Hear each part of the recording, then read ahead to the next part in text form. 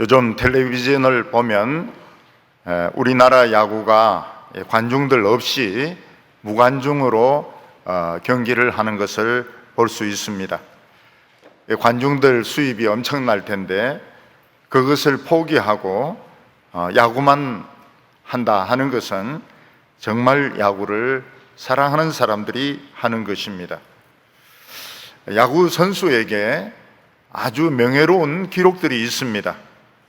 이 투수는 공을 던지는 사람을 말하는데 투수에게 있어서 대기록은 노히트 노런이라는 기록입니다.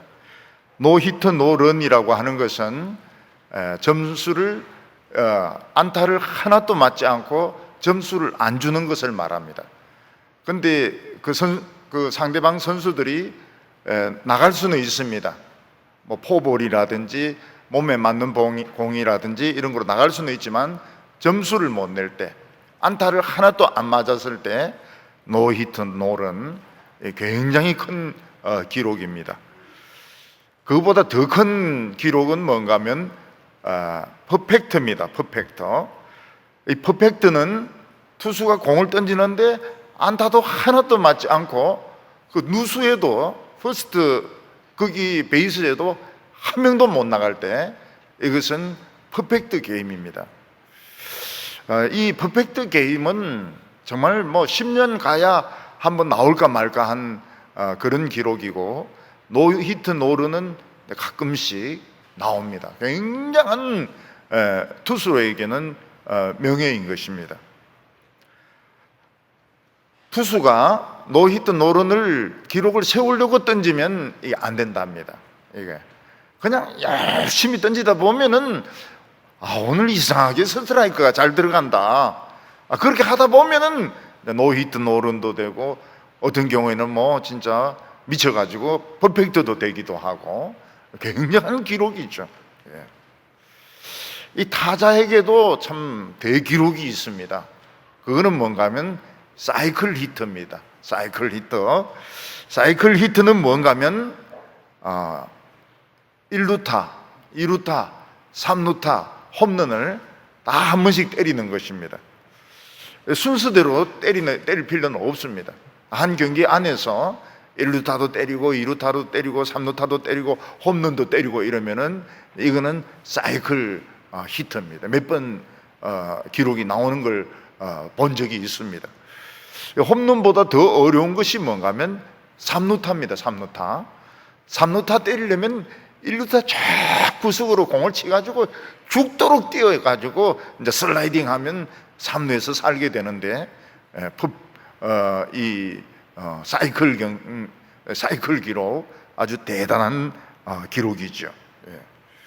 이런 선수들, 이런 실력 있는 선수들을 데리고 오려면 구단이 돈을 많이 줘야 됩니다. 근데 아무리 경기를 잘하는 팀이라 하더라도 모든 경기를 다 이길 수는 없습니다. 그래서 경기 시즌이 시작하기 전에 올해는 어떤 팀이 우승할 것이다, 어떤 팀이 우승할 것이다, 그것도 다 도박입니다. 도박. 그 막 돈을 걸고 막 이렇게 합니다. 근데 보면 주전 선수들이 부상을 입는 바람에 일찌감치 꼴찌가 되거나 탈락하는 이런 팀들도 많이 있습니다. 우리나라도 이렇게 보면은 참 잘할 거라고 하는데 보면 거의 주전이 다 부상을 입어가지고 지금 꼴찌를 막 헤매고 있는 것을 볼 수가 있습니다. 근데 어떤 때는 보면 선수들이 막 신들린 것처럼 막 때리고 발로 차고 막 스파이크 때리고 막 신들린 것처럼 하는데 거기 점수로 탁탁탁 들어가가지고 우승을 하는 경우가 있습니다. 그건 뭐 보통 참 귀한 일이 아니죠. 여자 배구는 터키가 잘하는 것 같아요. 터키가, 유럽 쪽에서는 터키가 잘하는 것 같아요.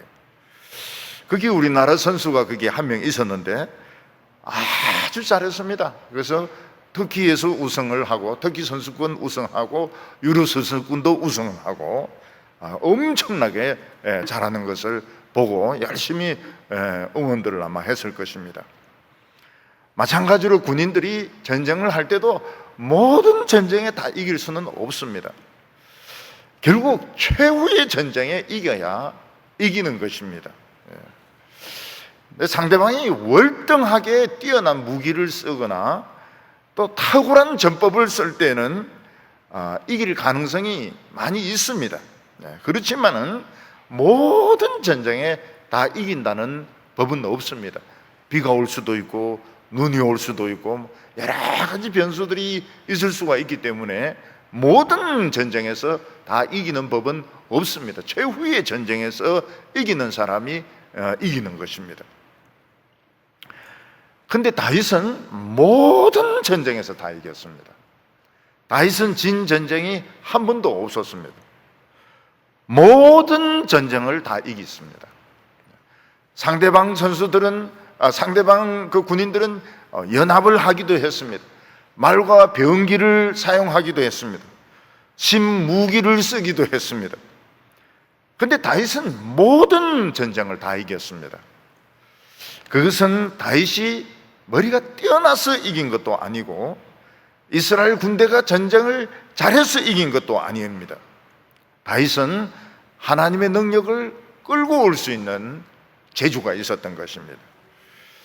사람의 재주가 아무리 뛰어나다 하더라도 하나님의 능력은 이길 수가 없습니다. 결국 다윗은 모든 전쟁에서 이기는 최후의 승리자가 되었는데 그가 그럴 수 있었던 것은 하나님의 능력을 의지하는 믿음이 있었기 때문입니다. 오늘 첫 번째는 다윗에게는 하나님의 약속이 있는 사람이었습니다. 장군들 중에서 보면 원래 전쟁을 잘하는 군인들이 있습니다. 줄리어스 시저 같은 경우에는 전쟁을 하기 며칠 전에 반드시 밤새도록 군인들이 달려가지고 유리한 위치를 딱 잡아 놓습니다. 그래서 유리한 위치에서 전쟁을 하기 때문에 줄리어스 시저는 그 전쟁을 늘 이길 수 있었던 것입니다. 그리고 줄리어스 시저는 마병을 잘 활용을 했습니다. 그래서 마병이 보병을 포위하던 식으로 이렇게 해가지고 전쟁을 늘 이기곤 했습니다. 그 뛰어난 줄리어스 시저도 이 마병이 없을 때는 이기기가 쉽지 않았습니다. 이 나폴레옹 같은 경우에는 포병을 잘 활용했습니다. 포병을 가지고 쏘는 것을 굉장히 잘 했기 때문에 전쟁에 늘 승리하곤 했습니다. 원래 이 나폴레옹은 딴 과목은 못하고 수학만 잘했습니다. 자기는 보병으로 가고 싶었는데 위에서 이 수학밖에 못하니까 그때는 포병이 영 형편없었거든요. 그 포병으로 보냈던 것입니다. 포병으로 보냈기 때문에 나폴레옹은 성공을 합니다. 수학을 계산을 해가지고 이 포병을 잘 활용을 했기 때문입니다. 근데 거기에 비해서 다윗은 완전 구닥다리였습니다. 마병을 쓸 수 있는 것도 아니고 수학을 잘 쓸 수 있는 것도 아니고 포병을 쓸 수 있는 것도 아니고 그야말로 다윗은 재주가 없는 사람이었습니다. 그 다윗의 재주는 무엇입니까? 하나님의 능력을 끌고 오는 재주였습니다. 다윗에게 가장 중요한 것은 그에게 믿음이 있었습니다. 하나님은 다윗이 특별한 재주를 가진 것을 보았습니다. 그것은 하나님의 율법을 얼마나 사랑하는지 미친 듯이 사랑하는 것입니다. 율법을 외우기도 하고 율법으로 노래를 만들기도 하고 춤을 추기도 하고 다윗은 율법이 송이꿀보다 더 맛있다는 겁니다. 요즘 아이들인데 비교하면 피자보다 더 맛있고 짜장면보다 더 맛있고 짬뽕보다 더 맛있다는 것입니다. 요즘 애들인데 짬뽕 먹을래? 짜장면 먹을래? 성경 읽을래? 이러면 짜장면이죠. 근데 다윗은 송이꿀보다 더 맛있다는 것입니다. 다윗은 하나님의 말씀이 정금보다 더 자기한테는 귀하다고 했습니다. 돈 100만 원 줄까 성경 읽을게 다 100만 원 달라 그러죠.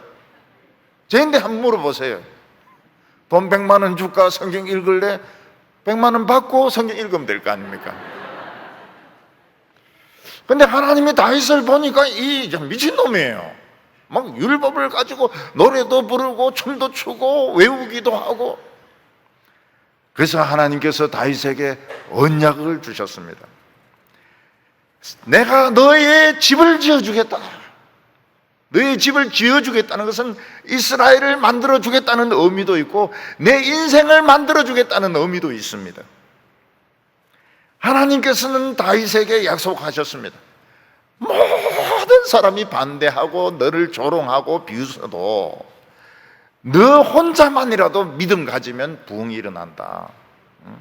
그리고 전쟁에 이긴다. 물론 상처는 엄청나게 받겠지만은 결국 너는 이긴다. 그런 약속을 주셨던 것입니다. 그래서 다윗은 전쟁을 할 때 사람을 보지 않았습니다. 그냥 하나님만 보고 최선을 다했습니다. 그랬더니 노히트 노run이 나오고 퍼펙트 게임이 나오고 막 희한한 기록들이 다 나왔던 것입니다. 다윗의 신하들이나 또 다윗 백성들은 다윗만큼 율법을 좋아하지 않았던 것 같아요. 그래서 그 사람들은 좀 다윗이 조금 지나치다, 좀 많이 지나치다고 생각한 겁니다. 율법이 뭔데 우리 왕은 저래 율법에 미쳐서 저래 날뛰느냐? 율법보다는 무기라든지 전략이라든지 이런 걸 세워야 되는 거 아닌가? 우리 왕은 이거 좀 미친 왕이라고. 사람들은 다 다윗이 지나치다고 생각했습니다. 그런데 다윗은 믿었습니다. 하나님의 언약하신 것은 지키신다. 그래서 다윗은 전쟁할 때 사생결단을 다 누가 반대하든 누가 뭐 욕하든 사생결단을 하고 이겼습니다. 다윗에게는 부흥의 불이 있었습니다. 왜냐하면 하나님의 언약을 가진 사람이기 때문에 그렇습니다. 오늘 1절 말씀 보면 이후에 다윗이 블레셋 사람들을 쳐서 항복을 받고 블레셋 사람들의 손에서 에덱 암마를 빼앗으니라. 다윗은 맨 먼저 블레셋을 쳤습니다. 블레셋은 이스라엘의 가시 중에 가시였습니다. 이스라엘 백성들이 좀 행복하려고 하면, 이스라엘 백성들이 좀 잘 되려고 하면 블레셋은 어김없이 쳐들어와 가지고 다 부수고 짓밟았습니다. 그러나 다윗이 왕이 되고 난 뒤에는 이스라엘이 만만치가 않았습니다. 블레셋은 저 다윗은 우리 신하 아니야? 신하가 왜 왕 되는 거야? 저놈 잡아서 죽이자. 2번 쳐들어왔는데 박살이 나버린 겁니다. 박살이 나버렸어요. 근데 이번에는 다윗이 쳐들어오길 기다린 것이 아니라 자기가 직접 쳐들어갔습니다. 그래서 블레셋을 다 이겨버렸습니다. 블레셋을. 그리고 메덱 암마라는 곳을 빼앗았는데, 메덱 암마는 블레셋의 유명한 5개 도시가 아닙니다. 유명한 5개 도시는 아니지만 순수한 이스라엘의 도시가 블레셋에 세워지게 되는 것입니다. 지금까지 블레셋은 가시 노릇을 했는데 이제는 이스라엘이 블레셋 안으로 파고 들어가가지고 메덱 암마라 해가지고 이런 이스라엘 백성들의 성을 만들게 되었습니다. 원래 블레셋은 정기적으로 군사훈련을 받는 정예부대였습니다. 병거와 마병을 주무기로 사용하는 부대였습니다. 덩치도 굉장히 컸습니다. 근데 다윗이 하나님의 언약을 믿고 그냥 미친놈처럼 덤벼드니까 블레셋은 완전 패배하고 이 뒤로도 블레셋은 맥을 추지 못합니다. 이스라엘을 괴롭히던 가시가 뽑혀버렸던 것입니다. 우리 모두에게 가시가 있습니다. 어떤 사람은 가족 중에서도 가시가 있는 경우가 있습니다. 직장 동료 중에서도 가시가 있는 경우가 있습니다. 또 우리 몸에도 가시가 있습니다. 지난 금요일 날 기도하다 보니까 허리 아픈 분들이 굉장히 많은 것을 알게 되었습니다. 허리 가신 겁니다. 암이 있을 수도 있습니다. 두통이 심할 수도 있습니다. 이제 불면증은 병이라고 하지도 않아요. 왜냐하면 두 사람 중에 한 명은 불면증이니까. 그러니까 잘 된 거예요. 불면증이 있다는 건 참 좋은 겁니다. 왜냐하면 한 사람은 낮에 자고 한 사람은 밤에 자고 번갈아 가면서 이렇게 집을 지키면 얼마나 집이 효과적이겠습니까? 예. 그러니까 권사님들이 그렇게 말씀해요. 그건 불면증이 아니라 그래요. 낮에 자는 거는 불면증이 아니라 그래요. 그래, 불면증이 뭡니까? 밤낮 안 자는 게 불면증이라 그래요. 그러니까 이 권사님들 중에서는 밤낮을 전혀 못 자는 분들이 계신 거예요. 예. 가시죠. 이런 불면증으로 잠이 안 오고 누워보면 시계 소리가 얼마나 크게 들리는지 모릅니다. 텅, 텅, 텅. 조그만 소리라도 얼마나 크게 들리는지 몰라요. 남들은 다 자고 있는데 혼자 잠 못 자면 약 올라요. 더욱이 막 코를 골면서 막 자면, 특히 그 예쁜 여자분들이 막 코 골면서 잘 때, 굉장히 신경질 납니다. 예, 막 깨우고 싶어요. 예. 근데 부흥이 일어나면 코골이도 낫고요, 불면증도 낫고, 암도 나아요. 예. 부흥이라는 게 굉장히 희한합니다. 부흥이라는 게 굉장히 희한해요. 그리고 성질이 굉장히 더러운 사람도 착해져요. 예, 착해져요. 이거 믿어야 됩니다. 이게 부흥이. 한 사람이 하나님의 말씀을 지키는데 다른 사람들이 욕을 무지무지하게 합니다. 믿어도 막 이상하게 믿는다고, 저 광신자라고 이러는데 부흥은 일어나요. 전쟁은 이깁니다. 이스라엘에 또 다른 가시가 있었습니다. 그 가시는 모압이었습니다. 이 모압은 배신을 잘합니다. 모압은. 그래서 이스라엘이 좀 강할 때는 붙었다가 이스라엘이 좀 약해지면 배반합니다. 근데 다윗은 모압과 전쟁해서 이깁니다. 2절에 다윗이 또 모압을 쳐서 그들을 땅에 엎드리게 하고 줄로 재어 2줄 길의 사람은 죽이고 1줄 길의 사람은 살리니 모압 사람들이 다윗의 종이 되어 조공을 드리니라. 모압은 여러 파가 있었던 것 같아요. 그 파 중에서는 다윗과 친한 파도 있었고 적대적인 파도 있었습니다. 다윗이 모압하고 전쟁에서 모압을 완전히 이겼는데, 다윗이 이렇게 검토를 해보니까 항상 큰 족속들이 덤비드는 거예요. 지금까지 경험을 통계를 내보니까 모압 족속들 중에서도 좀 키가 작은 족속들은 잘 안 싸우는데 키 큰 족속들이 늘 공격을 먼저 하는 거예요. 그래서 다윗은 포로들을 전부 쫙 엎드리게 해놓고 맨 땅에 줄자로 한 자짜리는 살리고 두 줄짜리는 죽이고, 키 큰 놈은 죽이고 키 작은 사람은 살리고. 그래서 모압은 키 작은 사람만 이제 살아남은 것입니다.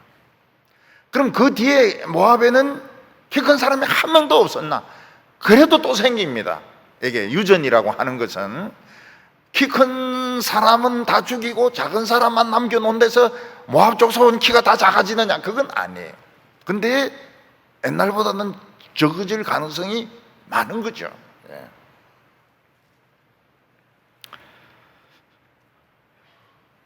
여러분들 교인들 중에서 키가 좀 작으신 분들 계세요. 살아날 가능성이 많아요. 너무 내 키가 작다 이래서 비관적으로 생각하지 마시길 바랍니다. 왜냐하면 키 큰 사람은 아무래도 잘난 차이가 쉬워요. 예. 내 키가 크다. 190이다. 근데 키가 작으면 다 그런 건 아닙니다. 아무래도 겸손할 가능성이 많거든요.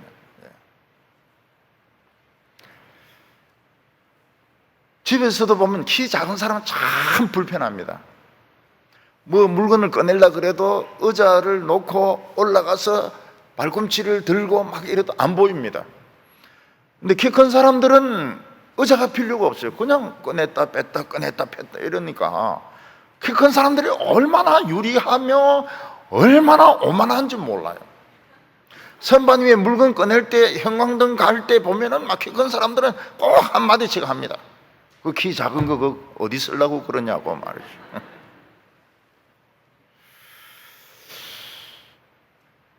모압 사람들에게 다윗이 가르쳐 준 것이 무엇입니까? 너희들 키 크면 안 된다는 거야. 키 크면 안 된다고. 키 크면 안 된다. 키 크면 너희들 또 오만하게 해서 전쟁을 일으키는데 키 크면 죽는다. 키 작은 애들만 나가라. 그런 의미가 있는 것입니다.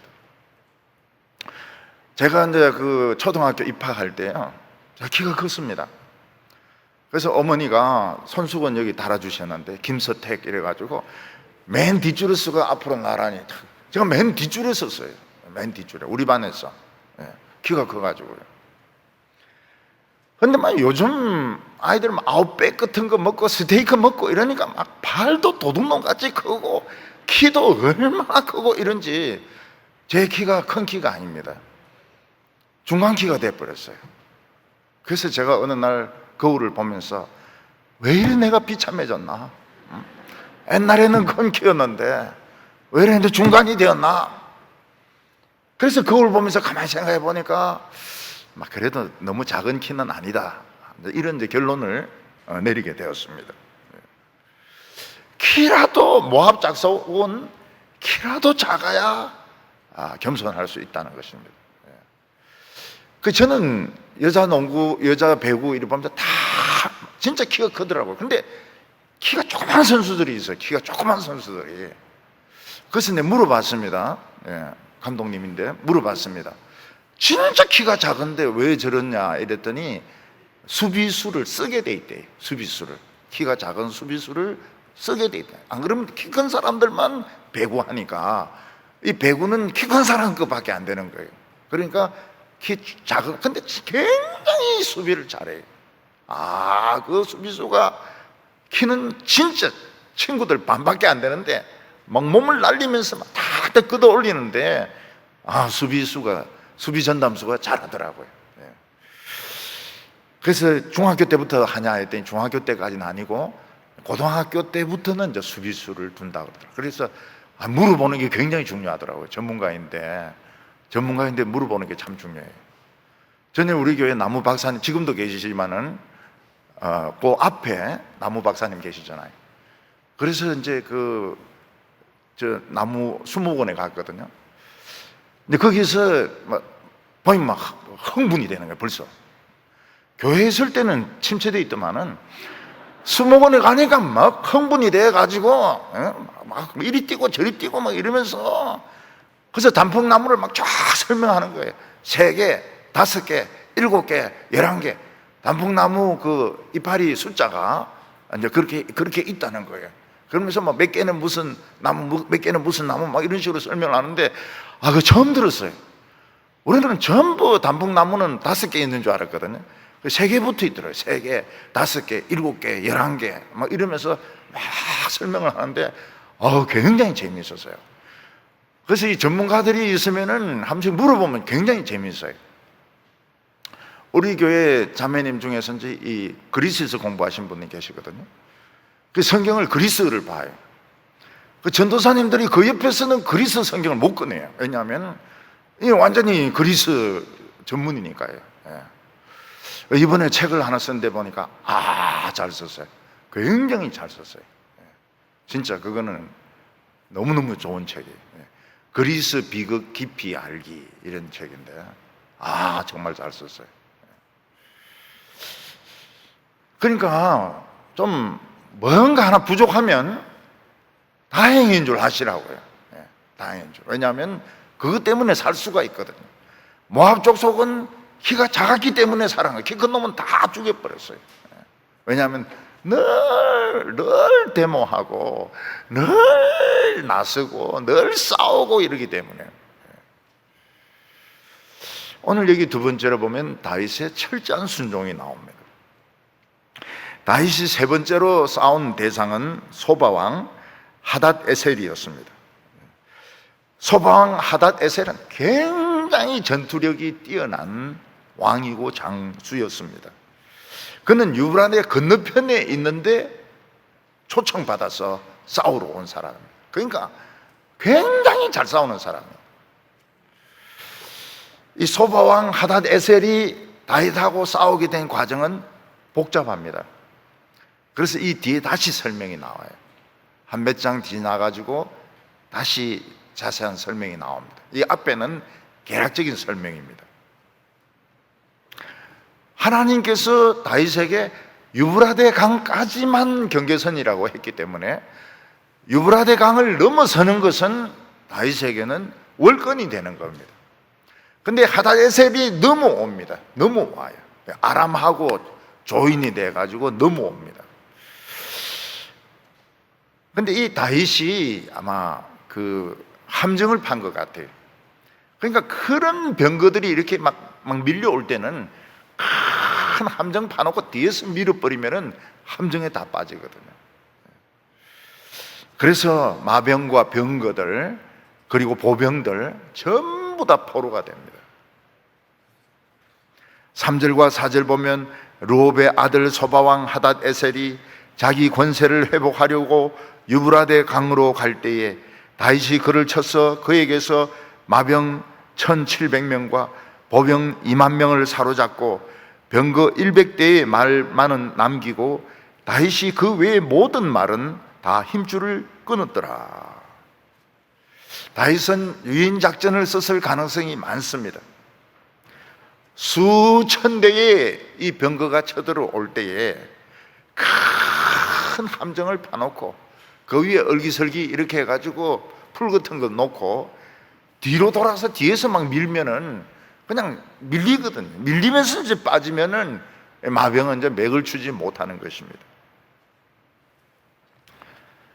옛날에 전쟁에서 말을 쓰고 마병을 쓴다고 하는 것은 이거는 진짜 제트기 가지고 싸우는 거하고 마찬가지입니다. 그런데 다윗은 하나님께서 모든 말에 힘줄을 끊으라 해가지고 전부 힘줄을 다 끊습니다. 100마리만 남겨놓고 다 끊습니다. 진짜 이 말과 병거를 전쟁에 이용을 하면은 엄청나게 도움이 될 텐데 다윗은 그 방법을 쓰지를 않아요. 안 쓰고 말을 병신으로 만들어 버립니다. 그 말이 힘줄이 끊어지니까 이 전쟁을 못해요. 전쟁을 못, 쩔룩거리니까 전쟁을 못하는 겁니다. 다윗이 하나님께서 말의 힘줄을 끊는다고 해서 이 끊는 건 이 미친놈 아닙니까? 나중에 솔로몬은 삽니다. 말을 살고 말을 팔고 말을 막 키웁니다. 근데 다윗은 말의 힘줄을 죽여가지고 잘라가지고 말을 그냥 빙신으로 만들어 버립니다. 왜 그렇게 합니까? 하나님을 더 의지하기 위해서. 말보다도 하나님을 의지하기 위해서. 말과 병거보다도 기도를 의지하게 하기 위해서 일부러 잘라버리는 것입니다. 그래서 우리가 돈이 있고 무슨 힘이 있고 이렇게 하면 돈이나 힘으로 일을 할 가능성이 많습니다. 근데 돈이 없으면은 기도하는 거예요. 딴 방법이 없으니까요. 다윗은 참 어떻게 보면 참 무직하고 미련한 사람입니다. 하나님이 말의 힘줄을 끊는다 하더라도 한 2마리 정도 끊고 나머지 쓰면 안 될까요? 말을 이용하면은 너무너무 전쟁에 유리할 텐데. 근데 다윗은 그 방법을 쓰지. 하나님 끊으라면 끊어버렸습니다. 그래서 또 무식한 방법으로 전투를 해서 이기는 겁니다. 그래서 우리는 우리 삶에 좀 엉성한 부분이 있어야 됩니다. 너무 완벽하면 하나님이 개입할 수가 없어요. 좀 돈도 손해 보기도 하고 좀 다른 사람에게 얻어 터지기도 하고 이러면서, 그러니까 하나님이 아이고 답답해라, 내가 안 도와주면 안 되겠구나, 이런 여지를 좀 만들어야 되는 겁니다. 너무 완벽한 사람, 계획이 너무 철저하고 모든 것이 조직이 너무 완벽한 사람은 하나님이 거기에 개입할 여지가 없는 거예요. 여지가 없어요. 저는 늘 느끼는 겁니다. 늘 느끼는 거. 부활절 예배나 무슨 기도회나 뭐 이리 보면은 막 순서가 빡빡하게 들어가가지고 하나님이 들어올 시간이 없어요. 하나님이 한번 한 말씀 하고 싶고 이런데 막 전부 사람들이 막 빡빡하게 순서를 짜가지고 하나님이 말씀하실 시간이 없는 겁니다. 오늘 우리들은 좀 응성해야 돼. 응성해야 돼.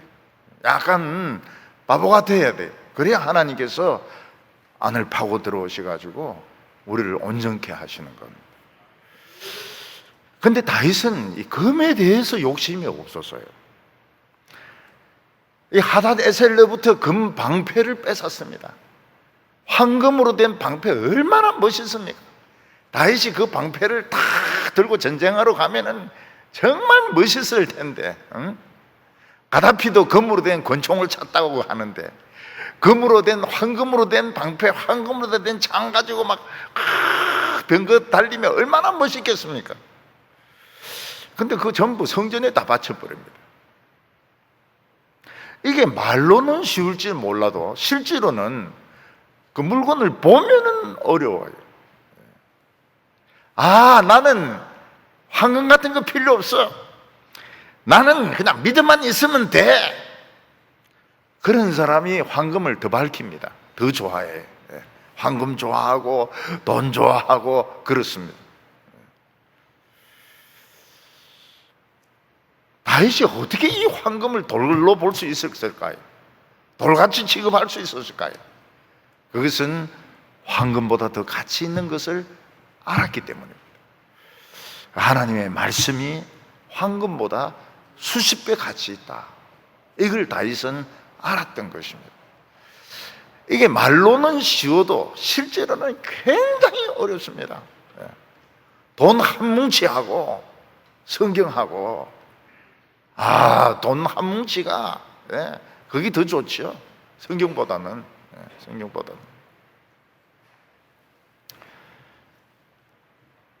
여기 보면은 금 다음으로는 놋도 귀했습니다. 놋도 거의 닦아 놓으면 금색이 났으니까요. 놋도 굉장히 귀한 것을.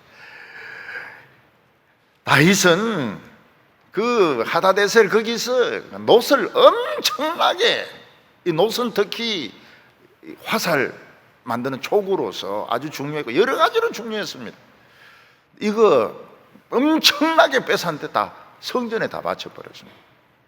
욕심이 없어요. 물욕이 없어요. 8절에 또 다윗이 하닷 에셀의 고을 베다와 베도레에서 매우 많은 놋을 빼앗으니라. 매우 많은 놋을 빼앗았는데 그걸 자기 투구 위에 놋을 탁 세우고 말이죠. 거기에 뭐 닭털이나 이런 거 좀 달고 이러면 얼마나 멋있겠습니까? 전부 성전에 다 바쳐가지고 놋재단으로, 그리고 놋으로 물두멍, 물 씻는, 손발을 씻는 그런 그릇으로 만들게 했던 것입니다. 그 이유는 다윗이 진정으로 가치 있는 것을 알았습니다. 그게 무엇입니까? 하나님의 말씀입니다. 근데 우리가 그럴 수가 있을까요? 돈보다도, 돈 100만 원, 1000만 원보다도 하나님의 말씀이 더 가치 있다. 이 말로는 되지만 실제로 그럴 수 있을까요? 우리가 길 가다가 100만 원 주면 할렐루야 이러지만은 길 가는데 누가 성경을 때 어떤 놈이 성경을 이렇게 흘려놓고 갔나 이러면서 발로 툭툭 차면서 가해로 이러지는 않을까요? 진짜 성경을 돈 1000만 원, 돈 1억보다도 10억보다도 로또 복권보다도 더 중요하게 생각할까요? 이게 참 우리가 다윗 이러지만은 다윗하고 우리는 거리가 너무 먼 것 같아요. 오늘 여기 세 번째로 다윗의 보물과 하나님의 축복입니다. 다윗이 이 하닷에셀과 싸워서 이겼는데 하닷에셀로부터 많은 고통을 받는 나라가 있었습니다. 그 나라는 하맛이고 왕이 도이였습니다. 도이. 이 하맛왕 도이는 하닷에셀에서 많은 고통을 받고 조공을 뺏기고 여자들 뺏기고 막 이렇게 했는데 어느 날 다윗이 막 하닷에셀을 죽여버린 거예요. 그 군대들 막 다 죽여버리고 노예로 만들어버린 거예요. 그러니까 하맛 도이가 너무 감사해가지고 자기 아들 요람을 보내어서 다윗에게 감사를 합니다. 그리고 이 하맛에 있는 보물들을 다윗에게 바칩니다. 10절에서 12절까지 보면 도이가 그 아들 요람을 보내 다윗에게 문안하고 축복하게 하니 이는 하닷에셀이 도이와 더불어 전쟁이 있던 때에 다윗이 하닷에셀을 쳐서 무찌름이라. 요람이 은그릇과 금그릇과 녹그릇을 가지고 온지라. 다윗이 그것도 여호와께 드리되 그가 정복한 모든 나라에서 얻은 은금 곧 아람과 모압과 암몬 자손과 블레셋 사람과 아말렉에게서 얻은 것과 소바왕 르홉의 아들 하닷에셀에게서 노력한 것을 같이 드리니라. 여기 금은이 그냥 금은이 아닌데 금은 세공으로 만든 아주 정교한 이런 그릇들, 이런 주전자들, 이런 보물들이죠. 보물. 그 왕궁의 보물들을 다윗에게 바쳤는데 다윗은 이것을 하나님께 다 바쳤습니다. 그리고 모압과 암몬과 여러 나라들 아말렉을 치면서 거기서 빼앗았던 금과 은, 또 거기에 있는 보물들, 그 전부 하나님의 전에 다 바쳤습니다. 그러니까 다윗은 재물에는 욕심이 없는 사람이에요. 솔로몬은 자기 거로 만들었습니다. 그래서 금이 막 넘쳤어요. 그런데 다윗은 자기가 금을 가지는 것을 원치 않았습니다. 중국이 공산 중공하고 대만척하고 나눠지면서 장개석이가 중국에 있는 그 보물을 대만으로 다 옮겨옵니다. 다 옮겨오는데 그 보면 이제 금으로 된 것도 있지만 옥으로 된 보물들이 있어요. 옥으로 된 보물들, 희한한 보물. 아직 공개하지 않은 보물들이 많습니다. 그 박물관에서 중국에 있는 보물들을 대만으로 다 옮겨 놓은 겁니다. 그 희한한 것들 다 있어요.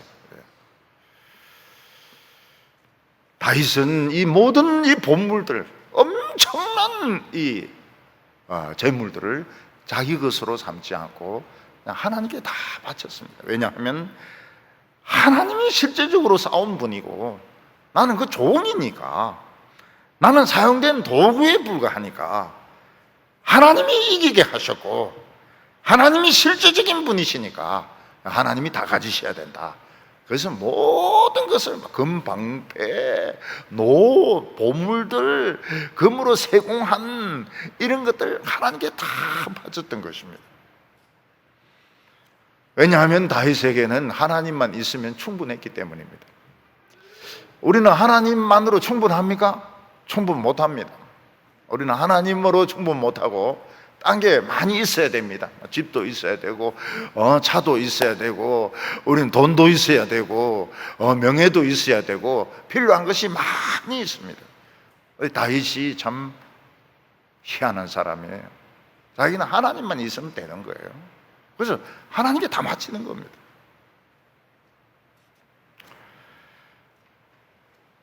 다윗은 금이나 은이나 동에 대해서 욕심이 없었습니다.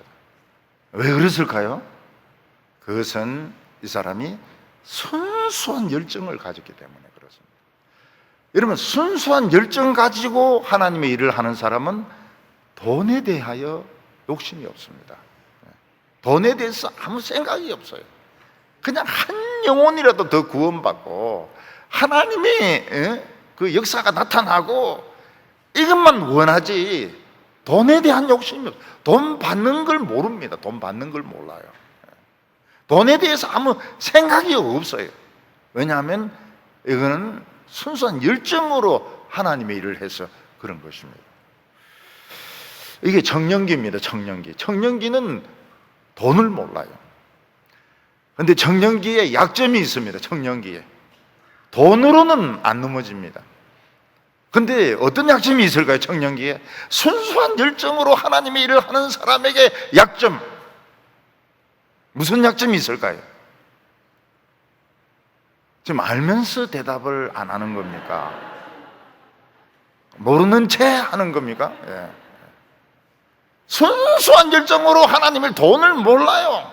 그런데 약점이 있으면 무슨 약점이 있습니까? 여자 약점이 있습니다. 여자 약점. 예. 여자 이성에 대한 약점이 있습니다. 그래서 이 청년기가 오래 가지 않아요.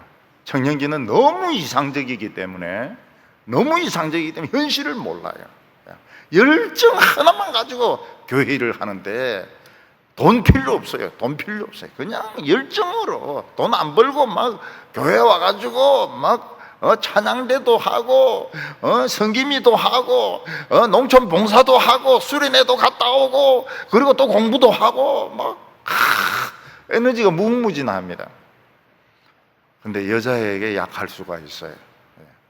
웨슬레 형제 존 웨슬레, 찰스 웨슬레, 그 집에 아들이 16인가 그렇거든요. 근데 많이 죽고, 찰스 웨슬레는 찬송가를 잘 지고 존 웨슬레는 설교를 잘하고, 근데 여자 문제가 있어가지고 이 형제가 관계가 불편해집니다.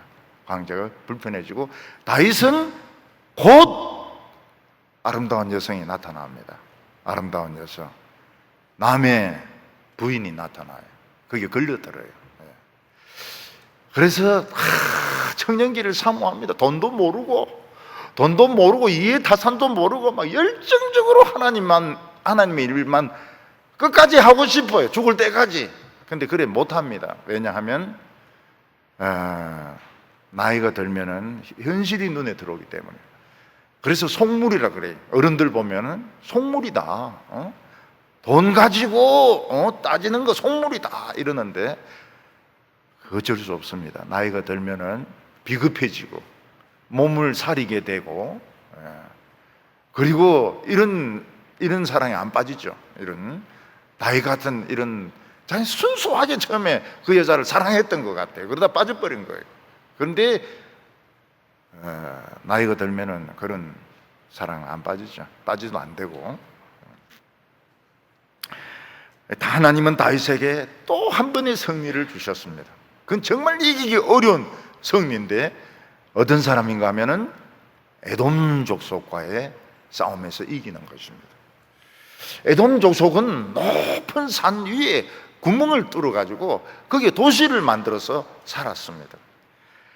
그래서 에돔 족속들은 아프가니스탄처럼 굴 속에 살고 있기 때문에 소련도 못 이기잖아요. 소련도 아프가니스탄을 못 이기잖아요. 미군도 아프가니스탄을 못 이기잖아요. 그 안에 굴 속에 들어가 있으니까요. 근데 에돔 족속들은 다윗을 업신여긴 겁니다. 아니 저 바보 같은 놈이 마병도 없고 말도 막 힘줄 다 잘라버리고 저 바보 같은 놈이 어떻게 여기까지 왔느냐고. 그래서 에돔 족속들이 굴 안에 있으면은 다윗이 이기기가 힘들어요. 근데 자기들이 나옵니다. 너무 다윗이 바보 같으니까 다윗을 업신여기고 자신만만하게 소금골짜기로 18,000명이 나와가지고 거기서 싸우는데 거기서 이 에돔 족속들이 다 집니다. 아마 다윗은 에돔 족속들 18,000명을 산꼭대기에 올라가서 거기서 떨어뜨려서 죽인 것 같아요. 다윗은 큰 나라가 되었습니다. 하나님은 다윗의 나라를 만들어 주신다더니 큰 나라를 만들어 주셨습니다. 하나님은 여러분의 인생을 만들어 주신다고 말씀하시는데 아름다운 인생을 만들어 주실 겁니다. 굉장히 아름다운 인생, 유리로 된 그런 창 안에 있는 아름다운 그런 집을, 그런 인생을 만들어 주시는 것입니다. 다윗은 하나님의 언약을 믿었습니다. 다른 사람이 다 반대하고 욕하고 뭔가 소리 다 해도 내가 하나님을 약속을 믿으면 나는 이긴다. 그리고 부흥은 일어난다. 이걸 믿었습니다. 다윗은 금에 대한 욕심이 없었습니다. 돈에 대한 욕심이 없었어요. 돈 있는 거나 없는 거나 차이가 없었어요. 왜냐하면 순수한 열정으로 하나님의 일을 했기 때문에. 이게 영적인 청년기의 특징입니다. 영적인 유아기는 어떻습니까? 말씀을 막 먹는데 정신이 없어요. 말씀 먹는데 정신이 없기 때문에 하나님의 뜻을 잘 모릅니다. 하나님의 뜻을 알 수가 없어요. 그래서 하나님의 뜻을 알고 싶어서 전도사님한테 물어보면 틀리고, 교구 목사님한테 물어보면 틀리고, 또 하나님의 뜻을 아는 법 책 읽어보면 또 틀리고, 하나님의 뜻을 알 수가 없어요. 왜냐하면 영적인 유학이기 때문에 하나님의 말씀을 먹는 것이 그게 뜻인 겁니다. 예배에 안 빠지고 하나님의 말씀 열심히 먹는 것이 뜻인 겁니다. 영적인 청소년기가 되면 어떻게 됩니까? 그야말로 질풍노도의 시기입니다. 막 쫓겨다니고 온갖 고생 다 합니다. 직장은 없어요. 이스라엘 백성들은 영적인 청소년기를 40년간 광야에서 보냈습니다. 모세도 40년간 미디안 광야에서 청소년 시기를 보냈습니다. 청소년 시기가 40년이었습니다. 요셉은 감옥에 갇히기도 하고 노예로 팔리기도 하고 전부 영적인 청소년기였습니다. 그러면서 사람이 만들어져요. 영적인 청소년기를 겪으면서 사람이 막 울고 짜고 막 이러면서 사람이 만들어지는 것입니다. 다윗은 사울에게 쫓겨서 막 여기로 도망가고 저기로 도망가고, 이게 이제 영적인 청소년기입니다. 그러다가 청년기가 되면은 막 성령이 물붓듯이 하고 능력이 물붓듯이 합니다.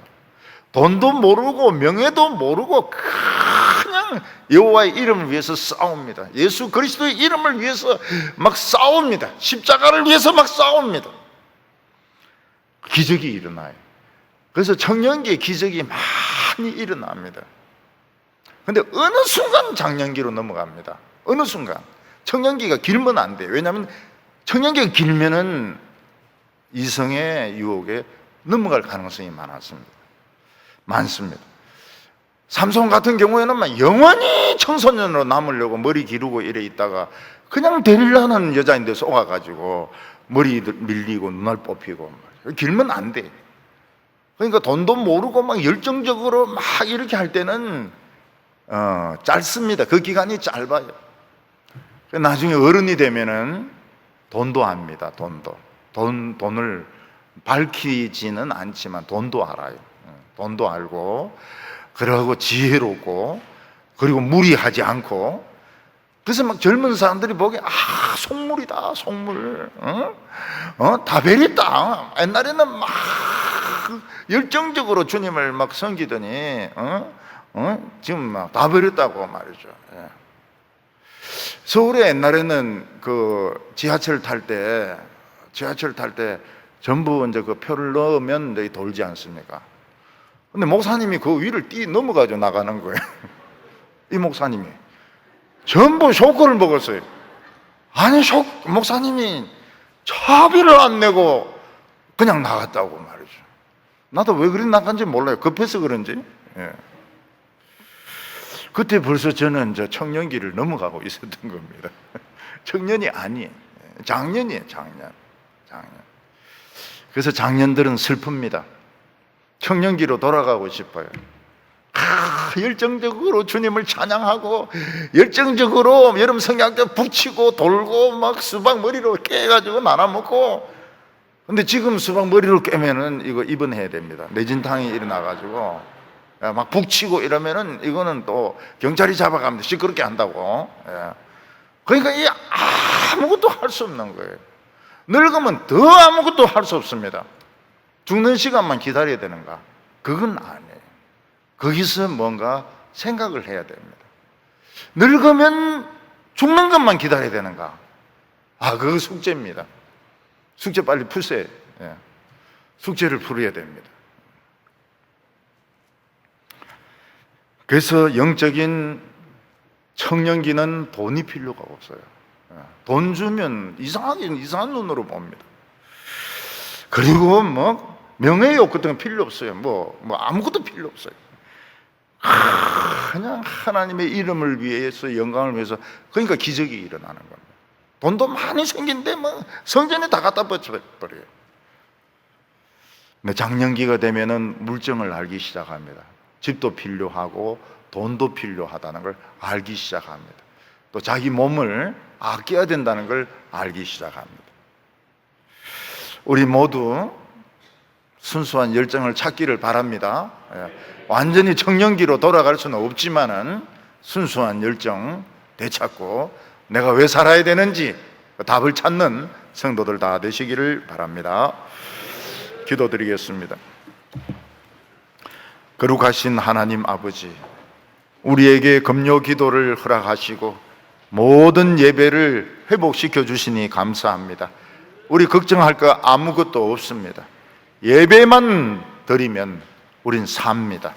하나님, 이 시간 여기 오셔서 두세 사람이 있는 곳에 나도 그들 중에 있다고 말씀하셨는데, 주님 이곳에 오셔서 우리의 마음을 따뜻꾸려 주시고 참 우리의 상처받은 이 마음을 치료하여 주시옵시고 용기가 끓어오르게 하여 주시옵소서. 금요 기도회가 핵무기가 되어서 예배 드릴 때마다 터지게 하여 주시옵소서. 마귀가 폭발하게 하여 주시옵시고 모든 죄들 다 터지게 하여 주시옵소서. 예수님의 이름으로 기도하옵나이다.